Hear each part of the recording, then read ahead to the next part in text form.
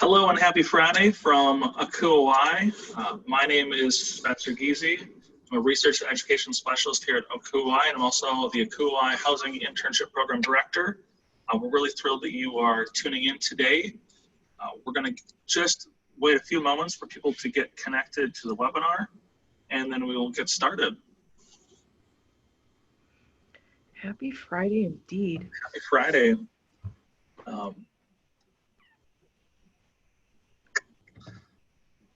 All right, we've got quite a few people who just logged in, so I'm just letting them get set up. Mary Catherine, why don't I throw it over to you, do a little intro on yourself, and then we will get connected with these intern candidates. I love that. Well, happy Friday and happy Valentine's Day as well as Black History Month. My name is Mary Catherine Woodson. I am an assistant director for Residence Life at Rochester Institute of Technology. We ran out of space on the PowerPoint slide there. I am located in Rochester, New York. It is snowing outside. I also serve as the communications the chair of communications for candidates for the housing internship program. And I am so excited to be co-hosting this webinar with Spencer today. Great, and it is a balmy 17 here in Columbus, Ohio, where ACUHO is headquartered. So fun fact, if you didn't know where ACUHO was, here we are, the heart of the United States. Midwest. So we're gonna take some time this session to kind of give us an overview of where we're at in the internship program. And then really this is an Ask Me Anything format where on your Zoom webinar menu, you should see a Q&A tab. And that is your ability to hit that Q&A area and type in any question that you have about the internship program. And today is the day we're going to be answering all those questions. Nothing's out of bounds. Please type it in. Let's get it answered. We also have a number of questions that were submitted before this webinar earlier in the week that we have posted in this webinar, so we can go through those and get those answered for folks. What I would remind you is there's no silly question. If you're wondering it, there's probably some other person in this process that's also wondering it. So please type it in. Let's get those answered. And then, yeah, we should be good to go. Let's take a look at where we're at in the process right now. So on February 19th at 1 p.m. Eastern, next week, offers may begin. So perhaps you're new to the program, you just got in the program in the last couple of weeks and you're still interviewing, or you're still setting up interviews, or you're still reaching out to schools. Keep doing that. There's no drop dead date for interviewing. There's no time that the process ends. The process is ongoing. At the end of the day, hosts want to fill their positions, candidates want to be interns. We want to help those connections happen. We've allowed a significant amount of time in the process for interviews to happen, and no offers should be occurring before February 19th at 1 p.m.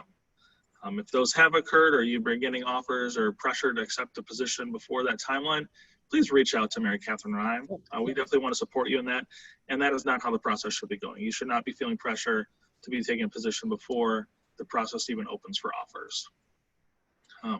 And we'll talk about this a bit more in depth later on, but you do have 24 hours to accept or decline an offer from a host institution, so don't feel like that decision needs to be made on the spot.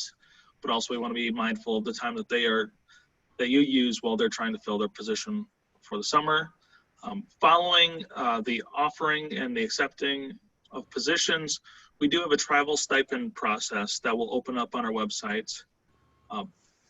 A couple things. So we have a fund to help defer some of the costs of being an intern and that whole travel process of getting to and from your sites. However, we have quite a few intern candidates, and our finances don't cover every single need there is. We do our best to help, but it is certainly not going to cover all of your expenses. Right.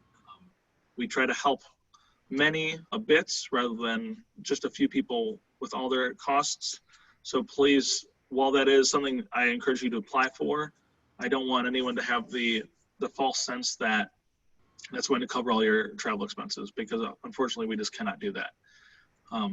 The only way to be able to apply for a travel stipend is to officially accept a position on our website. So getting an offer on the phone and accepting it via phone, that will not allow you to be in the internship stipend process, you're going to need to go on to the website. You should receive an offer on your end where you'll just click the button to accept an offer, and then it's official. But we will talk more about that process as we move forward as well. Again, some of those things that you should be looking at when you are looking at internships, you should be getting a room and board of some sort, so that what does that room look like? Have you talked about what that room setup is? Does that matter to you, or are you just happy to be at the institution? Totally up to you. We're all in different places in life, and we're all looking for different things in these positions. So think about what that room and board package may look like.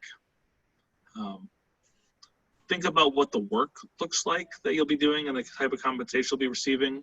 Our 2019 average numbers for internships, the average intern had a position that was 37 hours a week, and the average stipend for the entire summer was $3,200. Now that's average. There's some that are higher, there's some that are lower. Just be mindful, that's a pretty good barometer of where you can be at. The other thing I will tell you, it's a candidate market this year. We have more candidates than positions. So I encourage all of you, if you're ever feeling like the situation is dire or you haven't had good luck yet, keep pursuing positions. It is a candidate market. The positions want to be filled. We want to help you get an internship. I know, again, Mary Catherine and I we're both great contacts for you. If you feel like you're at a place in late February, like I don't have a position, I don't know what I'm doing, I really want something, communicate with us. I will be reaching out to hosts and finding out who really desperately wants to fill their positions and being able to send a list out to available candidates of, hey, here are the institutions that are still really actively searching. Please reach out to them. Let's get you connected. Let's get a position filled. So we'll be advocating for you throughout the process. Some of those items to consider, and we'll talk about this a bit more on one of the Ask Me Anything questions. What's the type of work that you'll be doing? What kind of training will you receive? Who will be supervising you? That is a question that gets forgotten many times, and I think is one of the most important relationships that you'll have in your internship is that supervisory, mentoring connection that you'll have. That's one of those that if it's done well, that could be something you take with you the rest of your career. Are you the only intern on the campus? Are you in a cohort? What's the room like? Do you receive a meal plan? What's the stipend like? The timeline of when they want you on campus, really important to talk about. Really important to talk about. And then if they offer any travel support for you, wherever you're coming from, to go be a part of their program. So that's a brief overview where we're at. I love that I'm already seeing questions come in. So I've got at least 3 questions that we're touching on later on. It's super fun. And we'll first touch on the ones that were submitted early. So our first Ask Me Anything question that was submitted: what do you see as the best way to rank institutions prior to offer day in an organized manner? What factors should I consider that I may not already be thinking about? For reference, I've listed stipend amount, housing information, meal information, but is there something I'm missing as I consider institutions? Yeah, I think this is a really great question. And obviously, you've already started to do your research on how to really rank different institutions. But for me, the biggest thing missing from the things that you've already listed is, what is the experience going to be about? This experience for the internship is going to be a chance to see a different institution, a new institution. What are the skills that you have already learned that you're looking to apply this summer? What are skills that you're looking to develop this summer? One of the other things that I really think about is, are there other institutions around that you can also mingle with their interns for the summer? Who are the people that you're going to able to have the opportunity to network with this summer? And so really for me, it's not just about, all of the benefits that come with the position. It's about the position itself. What are your goals for learning this summer that you want to achieve? And does that institution fit with those goals? It's really important that, you're not just getting caught up in all the things that they offer, but you're also looking at, I have some real learning goals that I want to accomplish this summer, and you're finding an institution that best fits that. Awesome. Thanks, like, any thoughts, Spencer? No, I think you hit the nail on the head when it comes to what is the actual experience. Right. All those, it's 3 months or 2 months or 2.5 months. Yeah. So really it's a short amount of time 10 weeks. As humans, I feel like we're resilient enough to take on pretty much any environment that we live in, as long as we're getting a positive experience with those around us and what we're doing with our time. So find a great position that's going to stretch you a little bit. Definitely encourage you to go outside your comfort zone on this one. Because for many of you, the next position you accept will be a full-time position where hopefully you'll be in that position for, 2, 3, 4 years. So this is 2-3 months. Right. So take a risk. Go try somewhere new, maybe even somewhere that you might not want to live your lifetime at, but you want to get an experience at now. And I can't tell you how many people in the field will go back and talk about their internship experiences and look on those so fondly and have great times. And I mean, it's the summer. Right. And pretty much wherever you go in the summer, it can be a fun, wonderful time. Winter, not as much. That's why we don't do winter internships. That's a joke, just for the record. But you're all busy. That's why we don't do winter internships. Okay, let's go to our next question. Yeah. All right. What would be a sample email or phone response for when you are extended an offer but want more time to think about it? Absolutely. So the first thing that I want you to remember is that per the ACUHO guidelines, you get 24 hours to consider any offer that you receive. This means that, you get an offer, they can't tell you, well, I need to know by 5 o'clock. You get 24 hours. And so definitely, again, as Spencer has mentioned before, if you're getting pressure from a host site to accept an offer before that deadline on the 19th, or a shortened time frame from, less than 24 hours, definitely reach out to us so that we can connect with that host site. But you get 24 hours. And so if you're kind of looking for a sample script of like, well, what do I say? I think it's always going to go back to that gratefulness and then saying, I'm going to take that 24 hours. So for me, I would say something like, thank you so much for extending me this offer. I'm going to take 24 hours to consider this opportunity. Are you the person that I can reach out to if I have any questions in the meantime? Thank you again so much for your offer. And leave it at that. I know how nerve-wracking it is to, say, I'm going to take 24 hours or, I need some time to think about it.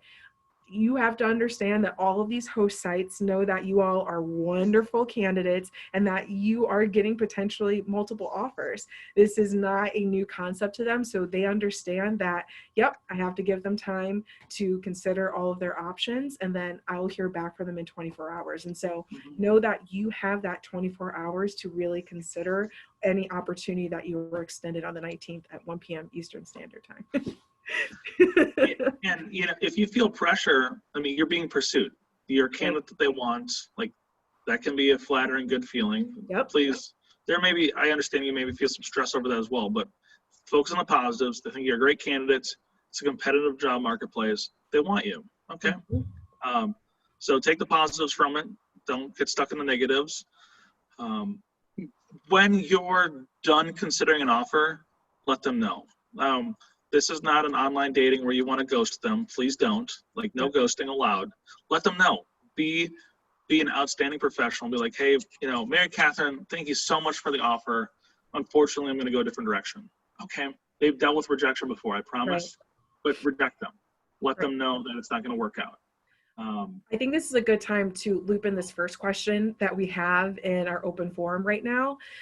This first question in the open forum says, I heard a rumor that if a school offers a candidate a position and the candidate declines the position, the school has to wait 2 weeks to offer the position to another candidate. Is that true? And if so, how can one avoid the guilt from messing up a school search? You're not messing up anybody's search.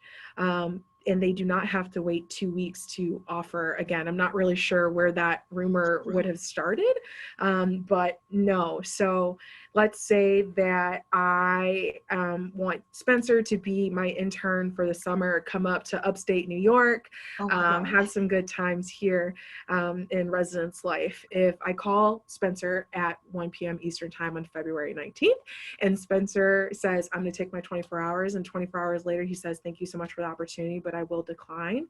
I'm moving on to the next person that was going to be a really good match for what we need for the summer. And so, no, you are not messing up anyone's search. Again, host sites know that you all have many different opportunities potentially in front of you, and they definitely wish you all the best. And so I always say that within a decline for a position is a potential for a network, and always keep that door open. Always. I would have loved to work with you all. There's another opportunity that is really aligning with what I'm really seeking for this summer, but I would love the opportunity to network with you all in the future. Please let me know, and so on and so on. And so you're not messing up anyone's search at all. They do not need to wait 2 weeks to offer to the next candidate. No, that is definitely not how this process works. And even if this was a full-time position on a campus, your typical pool is going to have multiple finalist candidates. And even if this was a full-time position they offered you and you said no, they move to the next candidate. This is just, we're getting ready for real world job offers soon in life. And you are not burning a bridge by saying no. No. The only way you would burn a bridge is if you have really poor communication and poor tact when turning down a position or ghosting. So at the end of those 24 hours, a host site is able to just move on. So, I mean, it'd be nice to follow up and connect. It's going to be really awkward if you call at hour 25 to say you'd like to accept and they've moved on because you were not timely with your response. Right. Because they also will get antsy and be like, well, we really want to fill this. Right. A question that has not been asked, but I'll bring up is, what do you want to do during those 24 hours?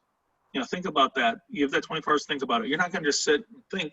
You're going to be active. So maybe you have that dream position. And, you know, I received an offer from another school, but Mary Catherine has the position that is my dream position. I'm going to reach out. Yeah. And maybe ask things like, where do I stand in your process? I'm really interested in Rochester Institute of Technology.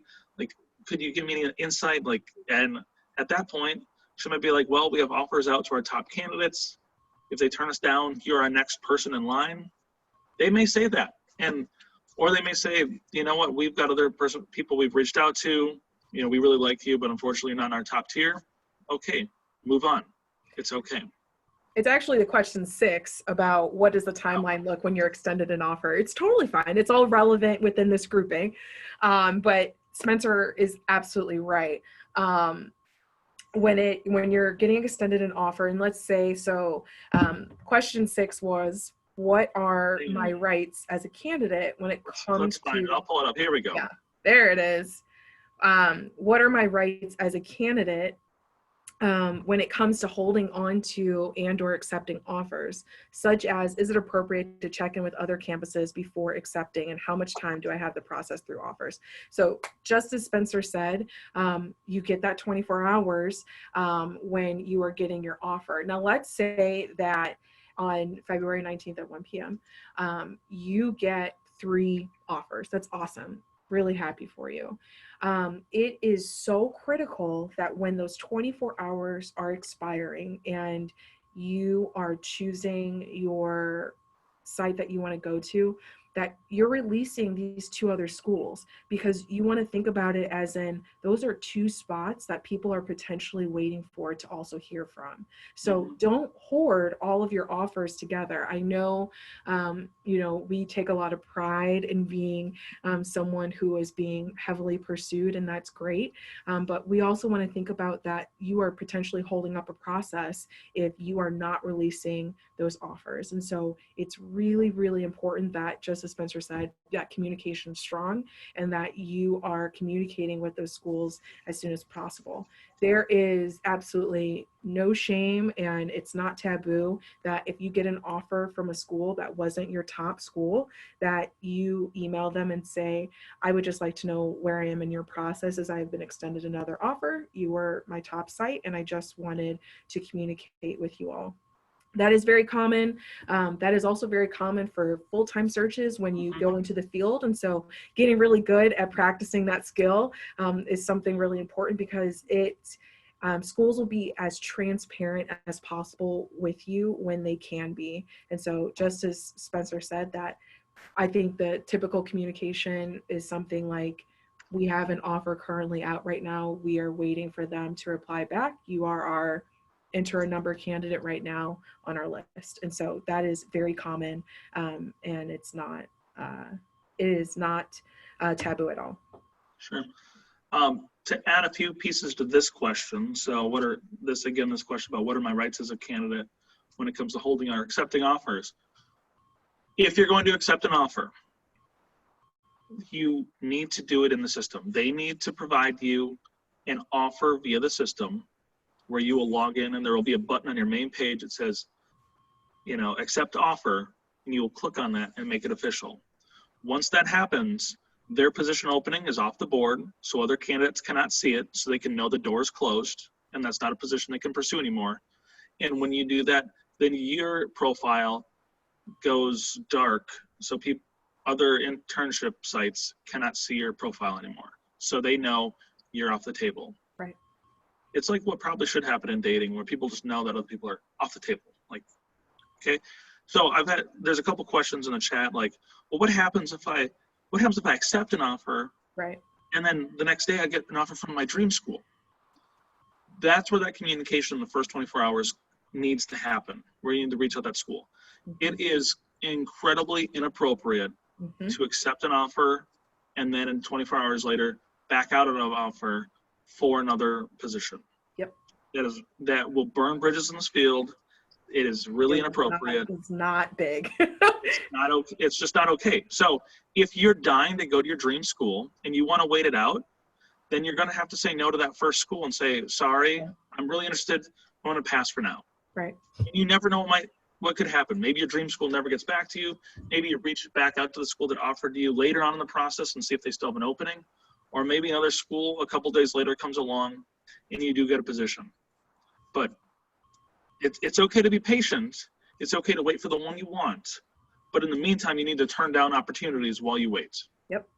Do not hopscotch. Do not accept and then turn your back. And that's why, we also communicate with hosts, and we tell hosts, get the offer accepted in the system. You need it as a candidate so you can be eligible for the travel stipend process, and so the appointment is official, and they need it so the appointment is official. You're both locked in as host and candidate once that's accepted in the system. And they will know, if a candidate is saying yes but not accepting in the system. That will be a big red flag for them. If I offer to marry Catherine, she's like, oh my gosh, I'm so excited. Yes, I accept. And then we offer in the system, and then that offer is never accepted in the system. It will be a big red flag. So please, that is a part of the process. Follow it. Be honest. Be transparent. The best will come to you if you are just yourself and you're totally honest and transparent on this. Yeah, okay. It's not a risk-free process, right? And so understanding that if that dream school is like your make or break, waiting it out and declining those other offers that come in is a real possibility. And so again, I encourage you to go back to what are the things that you're getting out of this experience in terms of learning, and where does that route back to where you potentially want to go in the future for your career? Whether you're an undergrad student or a graduate student, how is this experience with this school connecting back? I strongly urge people to not just be attracted to locations. That's something that people get very caught up in, like, I want to be in San Francisco for the summer, or I want to be in New York City for the summer. And I'm like, that's great, but what are you getting out of learning being at these institutions? It's not just about the location. There's so much learning that happens over the summer with these positions, and I want to make sure that people are looking holistically at making a decision for a internship. Great. Let me back up. Let's figure out where I got off track. And we were at 6. I think we answered 3. All right. So best way to rank. We talked about this one. Oh. We talked about sample email or phone response. Yep. All right. Oh, this is a great one. Oh yeah, it's a good one. How or when should I bring up a prior summer commitment? For example, I'll be in a friend's wedding during the summer internship. How should I approach this? Yeah. So one of the biggest things that I think I want people to remember is that we are all human people who are going to be at host sites. People are not completely unreasonable, right? And so being afraid to ask for a weekend away, it's more than reasonable, right? Like, hey, I have this commitment that's happening over this weekend. Would I be able to get this time off? I don't think that that's going to be severely impactful to your host institution that you're away for a weekend. Now, let's say that you have a week commitment, right? So if, let's say Whole week. the wedding example, if you're saying that you're going to be away for a whole week, that has a really big impact. If it's only a 10-week internship, you're talking about 10% of the work that this host site would be potentially losing by you being away. And so a big commitment like that is something that I would make sure is really up in front. It can seem a little dishonest if you're really trying to bury that in the communication with your host site, but something like a weekend away, I don't really think that that's going to be severely impactful. And I think that that's something that you can work out with your host site. But if we're talking about an extremely long commitment of something that's going to be a week or more, you definitely want to be upfront about that, because that could be really impactful, especially if we're working with institutions that are going to be doing conferences or orientation where those dates are really set when big groups of people are coming in. Being short staff is something that can be really impactful on the rest of the staff. And so again, if you're going to have an extremely long commitment, something of a week more, definitely want to be upfront about that communication. Completely agree. Completely agree. Let's see what our next one is. How should you clarify the timeline for the internship? Similar topic. Yep. I've looked at some internships that would start earlier than I'd want to with academic commitments, and others I'm just not sure about when the exact start date would be. Well, let's talk about what offer day looks like next week. Yeah. You really need to know when you receive an offer what the timeline of the offer is for. Yeah, and so using that exact example that I just had, there are going to be some institutions that have a really flexible timeline, and there are going to be some institutions that have a very strict timeline. That does not make one or the other better than the other. It's just that some institutions have very specific things happening that they are centering their interns' experience around. Things like orientation, big conferences that happen, those are going to be within a specific timeline. And so again, Spencer is really, pushing this idea of open communication and early communication. It's really important. You need to know specifically what your dates are and what the dates that the schools are proposing. Schools are going to tell you very clearly, yes, these dates are flexible, or no, these dates are flexible. Again, that does not make a school good or bad. It's just their needs for the summer are very specific. If your timeline does not match within their timeline, and it is not a flexible situation for the whole school or yourself, then you're not going to match up, and that's okay. There are so many other opportunities out there that you could be looking into. But going willingly into a situation with a host school where you know that you don't have flexible dates and they don't have flexible dates, it's not going to work, and it's not going to be good for either of you. Most host schools are very upfront about whether or not their dates are flexible. There's that little button that says, yes, these dates are flexible, or no, these dates are not flexible. And so really pay attention to those. If they're saying that their dates are flexible, that's a quick email that says, I see here that your dates are flexible. Could you just reiterate for me what dates you would be able to go up or past, so that you can understand what my timeline looks like. More communication. You definitely want to put out there, these are the dates that I'm available, because entering a relationship with someone where your dates are not flexible, it's not going to work out. And I have seen candidates that have had a top preference school, their dream school going into this, and an offer day comes along, and that is when they finally discover that their dates don't match up flexibility wise. And it can lead to broken hearts because, right, we didn't plan ahead, didn't communicate beforehand. So don't be so, I would just caution you, if you're dead set on one institution only, dangerous, and you'll want to make sure that those timelines match up. It's more than just, it's a dream school, a dream opportunity. Like, does the timeline work for you? We have both graduate students and undergraduate students in this process. And where undergraduate students have an advantage that they may or may not realize is most undergraduate students can go later into the summer with their internship based on when they need to return back to their home campus. Right. Most graduate students need to return to campus by early July, mid-July at the latest. An undergraduate student can make it to August 1st, maybe August 10th. So depending on what your status is, what the position is looking for, you may have great or not great flexibility with what they need. Just be aware of. And think about when that closing date is. I've had a lot of conflict in the past in this program where a candidate says they can stay until July 17th, they've not communicated that to their home department, and then all of a sudden, their home department in June is like, hey, we need you back on campus July 10th. So there needs to be communication that you're having with your home department right now. If you're currently a grad assistant with a program on your home campus, hopefully they've been in this conversation that you're looking at internships for the summer when you'd be back. Because if they change dates on you and you need to come back early, it's going to lead to some conflict, some strife, and some unhappiness. Because a lot of those end dates on those internships, there's a reason that's the end date. There's something happening. It's the culmination of a project. It's the culmination of an event. You're there for a reason. Be mindful of that. Right. Okay. Let's see what we've got next. What are my rights? We've already talked about this one. How to navigate. 1 second. Oh. Go back one question really quick. Go back one question. What are my rights? Yes. Okay, never mind. I was looking to see if it was corresponding with the question, so we'll get to it. Later. We're gonna get to them all. Yeah, we'll answer them all. So how to navigate receiving offers via phone or email and not on the ACUHO platform.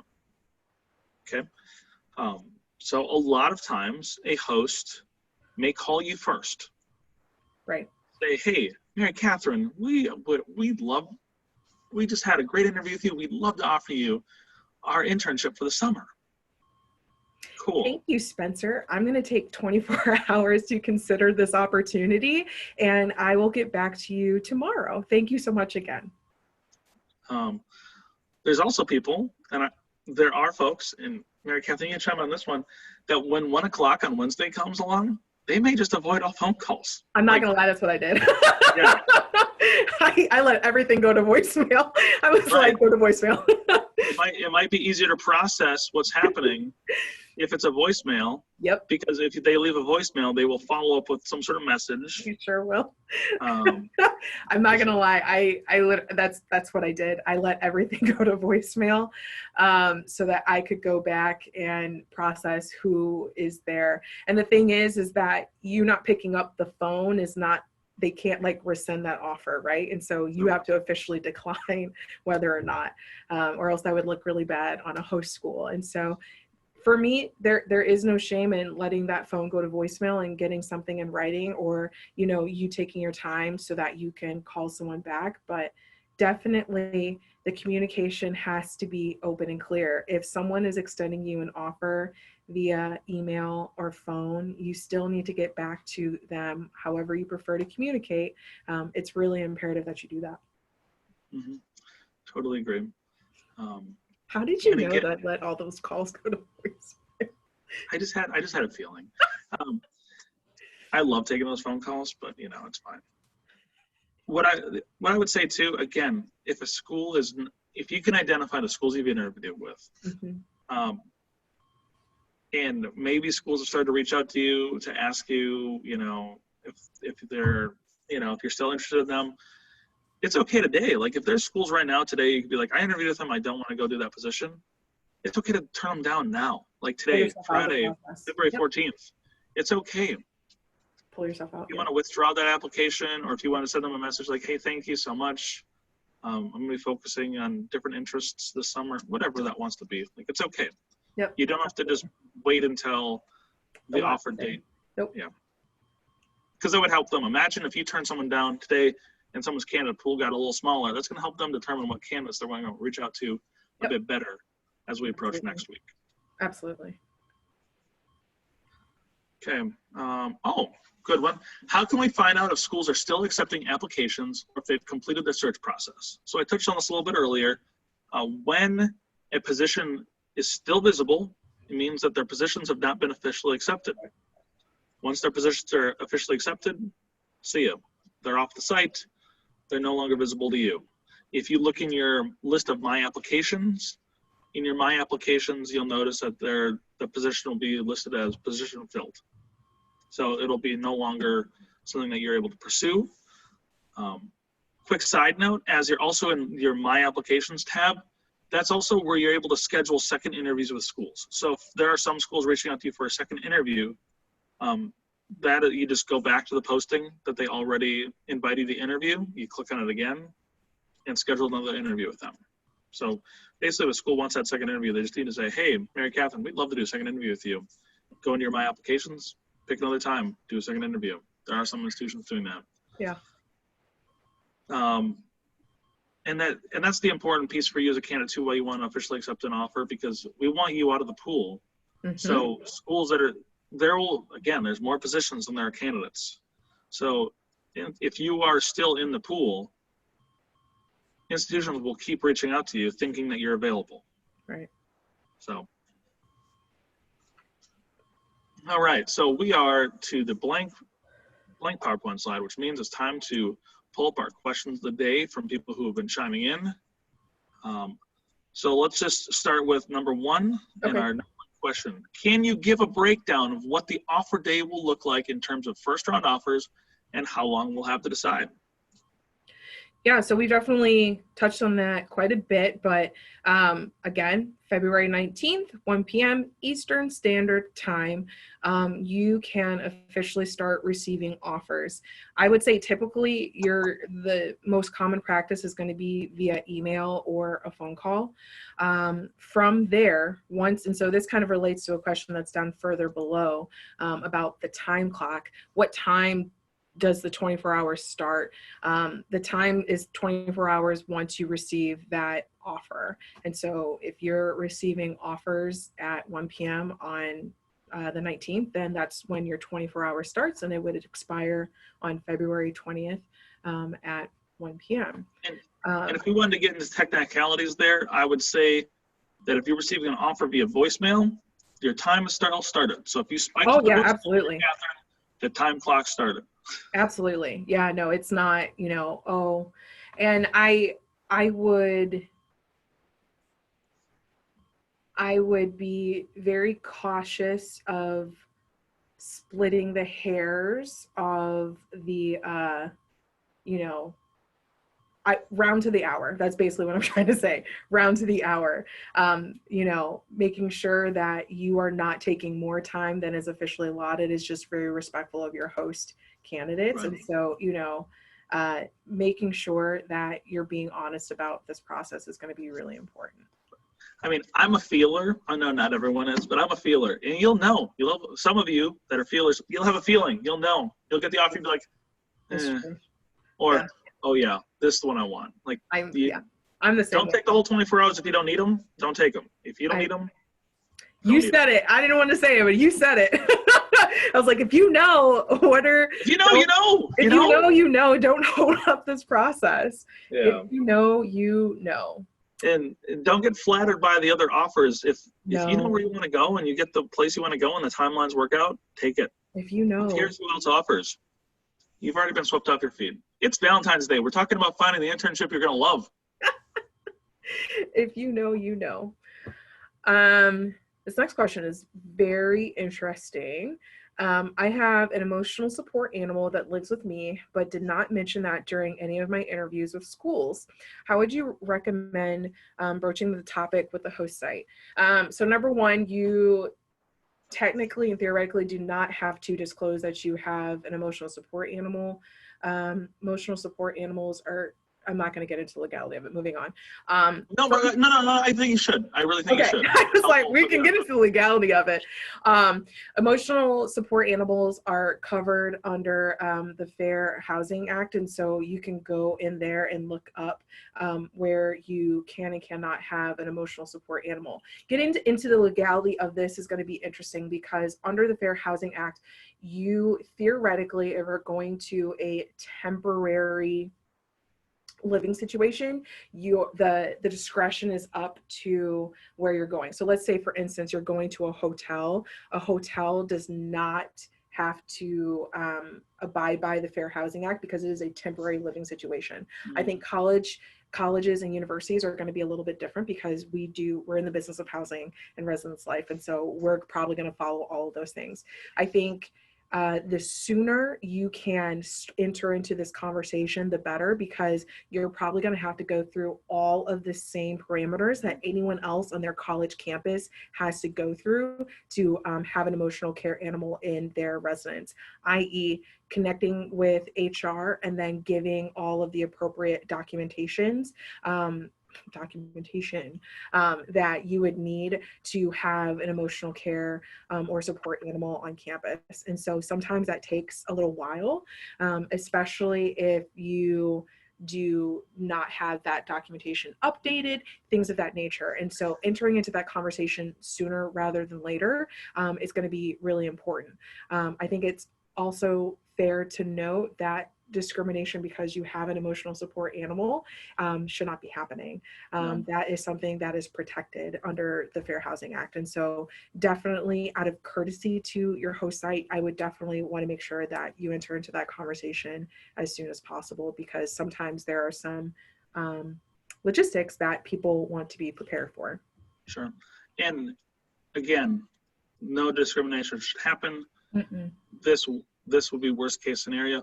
If anything ever arose in a situation like that, you're looking at myself, you're looking at Mary Catherine, reach out to us. Yep. Like, you have advocates in this process, Yep. and we are fierce advocates. If a host institution wronged a candidate in this process, we want to know.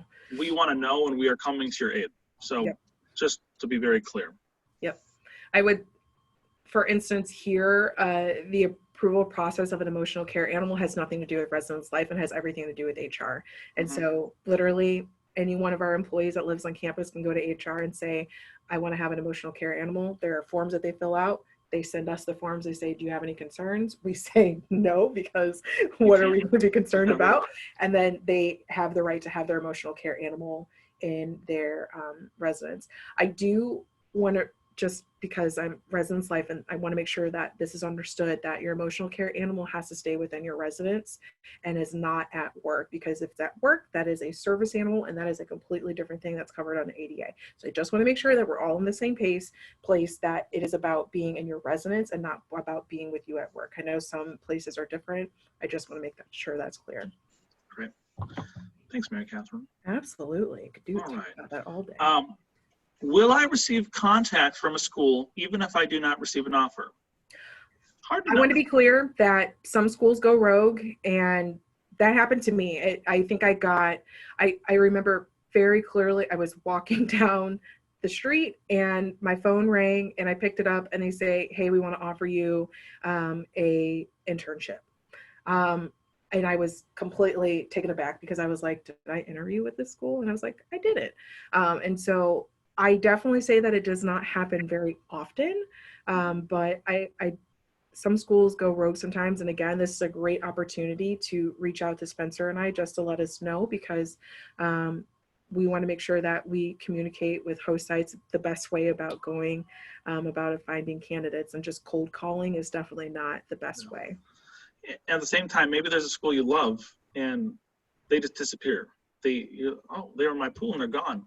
Some schools may fill their positions and just move on. It's not super courteous if they don't send out a message that, hey, they filled their position, but there's a lot of people out there, there's a lot of positions, they may just fill it and move on. And if that's the case, unfortunately, that's the case. And maybe you want to connect with them at a later time. Yeah, fun times. Let's see. I do have one person who noted something, and if you could reach out to me with a follow-up, it's going to be helpful. There's a post I saw, it noted that we can ask an institution for up to 48 hours to make a decision. Can they say no to a candidate for asking for 48 hours? Unfortunately, the timeline is 24 hours, and if it's posted 48 hours somewhere, that is an error, and I would like to fix that on the website. So if you let me know where you found that. But the timeline is 24 hours. And again, I know I've got some folks in the past who are like, wow, that's really stressful. When you're in the situation, there's not a lot that's going to change between hours 4 and 24, truly. Outside of another offer coming in that you're waiting on, that's about it. Your mind and heart don't change that much.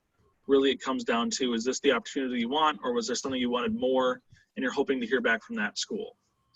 And that is when you have the hardest decision. Do you want to wait for something that's an uncertain, an unknown, or do you want to take the known quantity? That's real. Yeah. Let's see. If linens are not included, would you recommend buying items there or shipping items? Great question, because I think we need to think about the lens of what a summer internship looks like. For some folks, you may be within driving distance. I can tell you, for me, when, as an internship candidate, I would have been looking for places in a 6-hour driving radius, because I'm a person who wants my car and I want to just take my stuff and furnish everything. If you were going far, far away and you were flying there, you're probably taking a suitcase. If you go Southwest, takes 2 suitcases, and really whatever you can't fit in those, you're probably gonna have to purchase. So think about not only that piece, but also the expense of taking an internship farther from home where you're going to have to fly, because it means you're probably gonna have to furnish a lot of your items for it to feel like home. And then those are gonna be items that then you can't take home with you or take back to your home campus. So I'm a huge advocate of Facebook Marketplace. I just love that jam because there's always really affordable items on there, and cash is king. So if you've got some cash, you can buy some affordable items and make it feel like home. But an item like linens, totally up to you. I also think that buying online and having them shipped to you via online purchases, you get some new linens and you probably got a good deal and they were shipped for free. So take a look around, but I think it's an overall thing to think about. What can you take with you to an internship based on how you're traveling to it? Yeah, I think my most sustainable and fiscally responsible answer to this question, based on how the question is written, is potentially like space bags. Get a space bag and put linens in there and suck the air out of it and then pack it into a suitcase, if that's what you're looking to do. I think the thing about shipping items to your internship is how you're going to get them back. And so if you are not, and if you are in a financial situation where you can buy linens without it being any type of financial burden for you, and you're cool with like donating them to Goodwill or the Salvation Army once you're done, then by all means, I think that sounds great. I know when I was an intern, I was not. And so that would not have been an option for me. But like Spencer, I think it was an 8-hour drive, but I'm a road dog, and so that wasn't a big deal for me.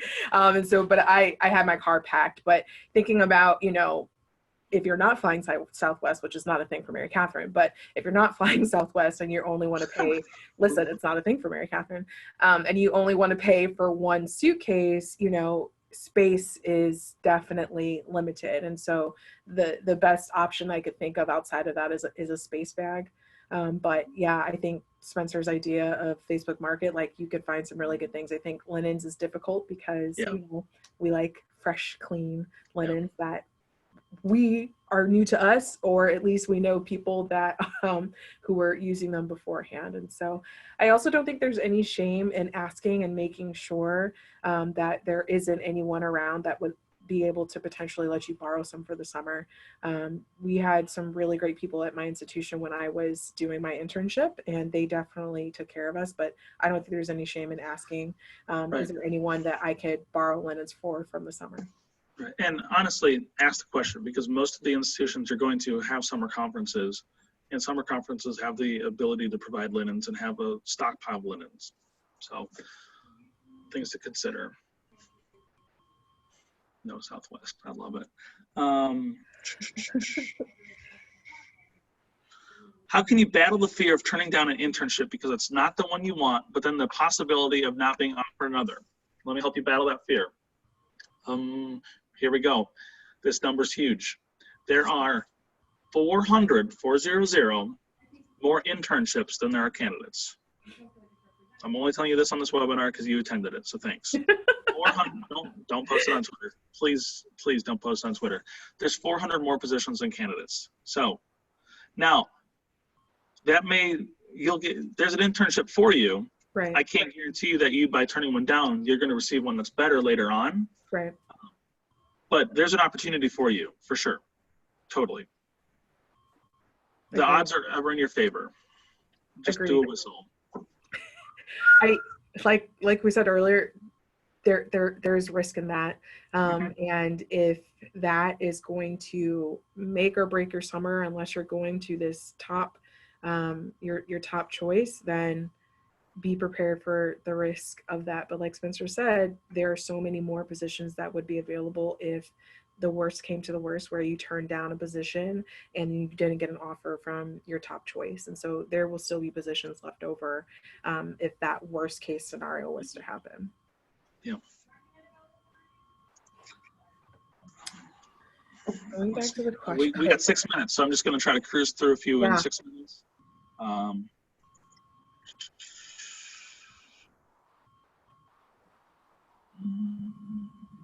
Touching on the ESA question, I have a service dog, which I know is slightly different than ESA policies, but some of the institutions I interviewed with know that I have a service dog, but some don't. Should I mention that when I accept an offer? I know they can't turn my service dog away because of ADA guidelines, but I'm not sure how to go about that conversation in terms of what to say, etc. Yeah, I think it is a very good question. Again, service dogs and service animals are protected under ADA, so they legally cannot deter you away. To the point, frankly, where you could just show up with a service dog and you wouldn't have to disclose that you have one in the first place. Obviously, you want to make sure that logistically you are in a place where you can best have a comfortable place for your service animal as well as you. And so in accepting whatever offer that you accept, I think just make it clear that I just want to let you all know that I have a documented service animal that I will be bringing with me. I'm so used to saying service animal, but they're most likely dogs. I have a documented service dog that I will be bringing with me. Is there anything logistically that I need to know in preparing my dog to come to campus? Other than that, legally they can't deny you. That is a huge no. And so, but I understand your hesitation of like, you just don't want people to make it awkward, but it's not awkward. It's residence life. We deal with so many different types of animals, whether we're talking about staff or students. It's not really a big pause for us. It doesn't cause pause. We are so used to it. So the sooner you let people know once you have the offer, the better it will be. Yeah. The climate of campuses is in your favor, truly. Such in your favor. So in your favor. Okay, Mary Catherine, we need your opinion on this one. Okay. All right.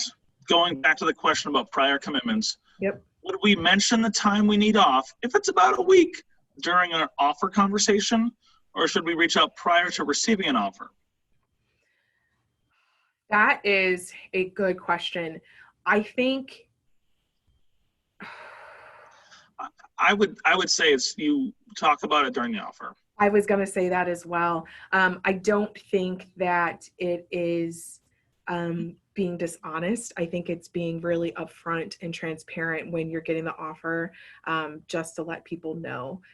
Again, I can recognize the apprehension that you have, not wanting to let people know, but I think, during your offer, it comes down to this. If they really want you and they really think you're going to be a good fit, they are more than likely probably going to do the best they can to accommodate any needs you may have for the summer. And that includes some time off. But you definitely want to make sure that you're communicating early about that. Man, and I could see it being super successful beforehand now, like sending out a message today to a couple of your top tier places that like, hey, I want to be really transparent. I want to be really upfront with this. I have this week during the summer that I have this commitment happening. Yeah. I would hope that you would support me in this, but I want to be transparent in this process. Right. So you know this as you consider me as a candidate. Right. You hit send on that, they're going to think you are the most mature, transparent, it's true, great communicator of a candidate. And all of a sudden they're going to be like, wow, really mature, great communicator. So, it's true. And that might actually earn you some bonus points in their thoughts of like, well, they were really upfront. Like, in terms of they know they need to negotiate timelines with everybody. So if they know yours up front as a candidate, they actually know what to expect if they want to consider you. All right. What's the most natural way to maintain connections with professionals whose offers you declined? And then there was some more talk, like, do you connect with them on LinkedIn, blah, blah, blah. I think I don't mean blah, blah, blah, but I would say it's a big field. You're going to run into them at some point. They're going to run into, if you stay in this realm, you'll see them at a conference. You'll see them on a website. You'll It's read not something they weird post. to connect with them Not on weird. LinkedIn at all. No. I have tons of people that I have connected with through internship processes on LinkedIn, and so that's not awkward at all. I think it was actually very professional. Right. And if they liked you as a candidate, they're going to remember you in a good way. Mm-hmm. You know, Yep. People will remember you if you are declining them. Or even in the event that they can't offer you, you may get that phone call that says, we wanted to let you know that you are one of our top tier candidates and we just did not have enough space to bring all of you and we want to stay connected. Be also prepared for that conversation because that's someone who's being really intentional and they really did have you really high on their list. Sure. I mean, imagine a place had one opening, they interviewed 20 people and you were number 2. Like they really liked you. Right. They just were able to get an acceptance out of their first person. So. Right. Absolutely. Holy smokes, what a great AMA. It's 1:59 on the Eastern. With 59 minutes. You all were an amazing audience today. We will be posting this recording. I'll email it out to all candidates. We'll also put it on our website and our YouTube channel. Just because we had a great response, we might just have to do this again, Mary Catherine. I mean, I think it was a great success. Great questions. Absolutely. Thank you for engagement. We'll be here if you need anything. Please reach out with an email. Let me get a slide over. Here's us. So there's our email addresses. If you need to reach out, please do. Have a great offer week next week. Yeah. And if you need any resources, reach out to us. We're so excited. Have a great weekend, y'all. Have a great weekend. Thanks, everybody.